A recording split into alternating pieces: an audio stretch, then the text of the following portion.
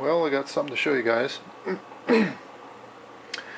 Right now I'm using my Mano Matati to grind up a little bit of bay leaf. Some stones that I'm working on over here.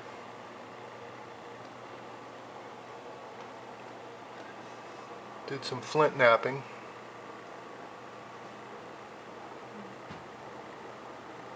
Do some fire making now and again.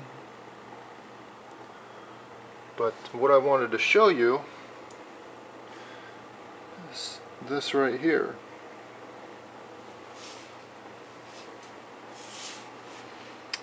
Got a little package in the mail today from Mr. Richard Smith. We're doing a trade. And I have his package almost ready to send out. I just got a few things to pack in there. But in the meantime, this is something that he showed in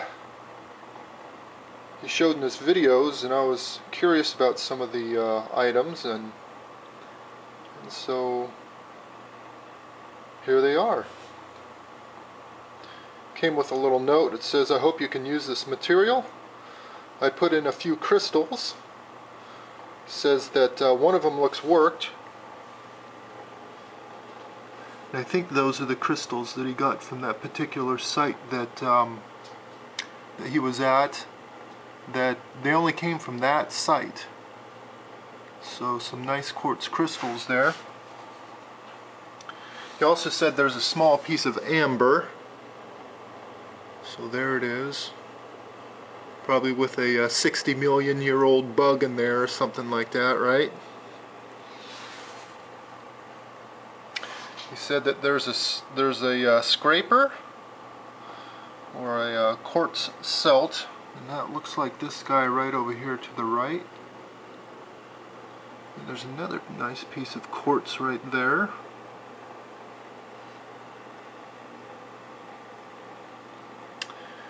And these nice little knives. Now these things are pretty sweet.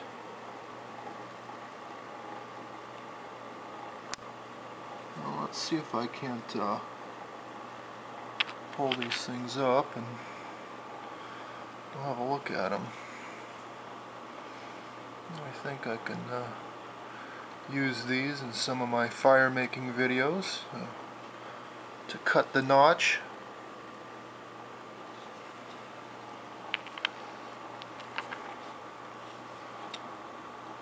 Here's a nice piece.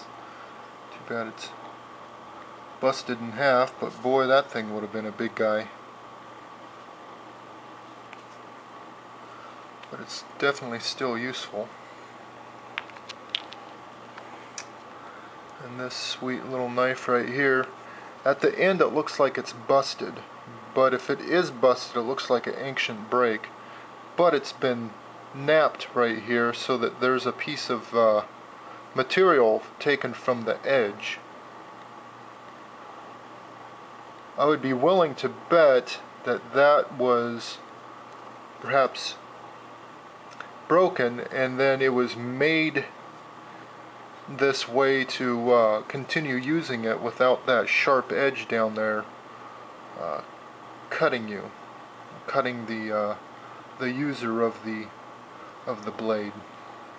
But this thing is definitely still useful, and might be able to cut notches and drill out some holes to set the tip of the spindle in over there. And this one's looks like it's made out of rhyolite. So it has that kind of a gray patina on it, and when you chip it, it's darker underneath. So I think this is rhyolite. Not sure what these other materials are, but I'm pretty sure that that's rhyolite. This thing over here is rhyolite also, and it looks like it could have been used as an adze or a scraper. Definitely has that look. We have a nice little knife over here. Some nice speckles in there. Good, you know, just a good multi-purpose tool. Tip's missing, that's okay. Kind of has that lump in the middle. Pestle-Man talks about the lumps in the middle, you know, so that you can use it as a handle to grab onto. Has some nice patina on there, some nice staining. And this, I'm not sure what this is right here. This looks like it might be a fossil, but I can't tell.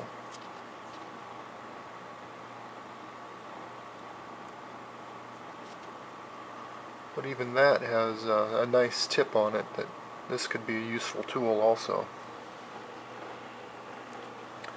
Here's that piece of amber.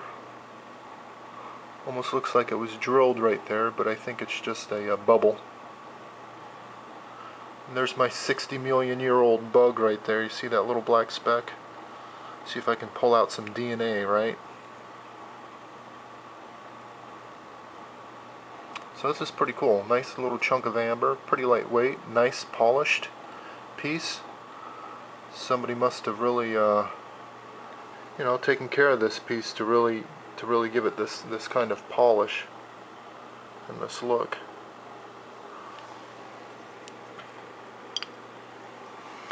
And this looks like a center of a shell.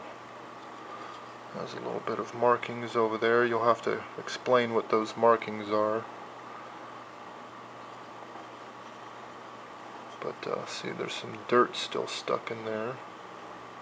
The calyx, is that what it's called? The calyx of the shell? I don't remember the terminology. Somebody will have to help me out on that. And then we have this piece over here. This is definitely stone, but it almost seems like it's a porous kind of basalt. But, you know, I couldn't tell you. It's definitely, you could use it as an abrader. It has that rough surface. You could use it for sanding something. So that's definitely a useful tool. Then we have these crystals over here. Well, these things are pretty cool.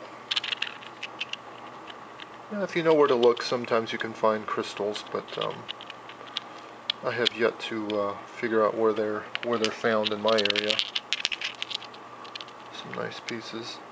Even this one, you know, you could use these as scrapers. You could use these for cutting. It has a sharp edge.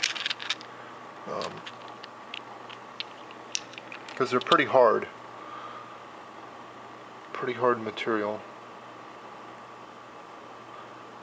I think it's 7 on the Mohs scale of density or hardness of materials.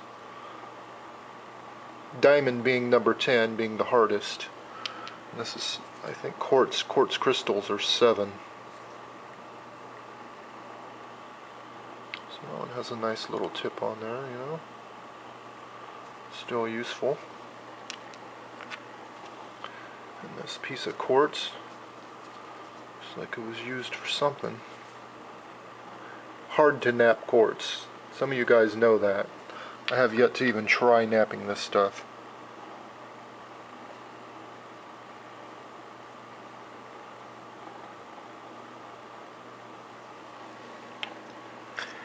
Last but not least, in this little bottle here, we have 2 very cool shells that have been, the ends have been cut off, ground off to string up a line for, you know, a necklace. Very cool. You know, I don't see shells this big in my neck of the woods. Beautiful pieces. Thank you so much.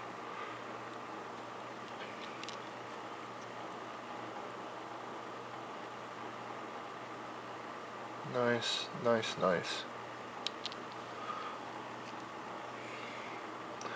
Some latest little nappings of mine.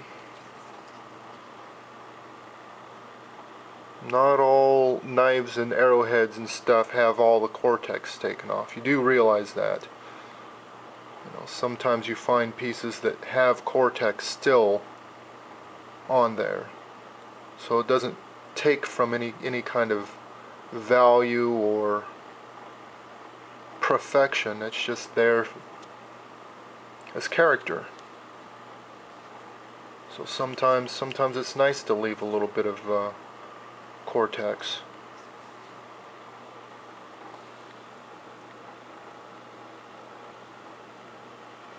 And this obsidian here is kind of hard to nap. It has a lot of cracks in it. It has some bubbles. It has a lot of imperfections. And it has, see those little white specks right there? It has inclusions in there of different rock material. This particular stuff is kind of hard to nap. Here's some more of it right here. It has bubbles and inclusions, and if you don't nap it right, it cracks and breaks in half. Much more than some of the nice stuff that we find up in the up in Oregon and the northeast of California. So, anyways, that's all I have to show. Thanks for everybody watching, and thank you, Mr. Smith, for this nice package, and I should have yours out in a few days.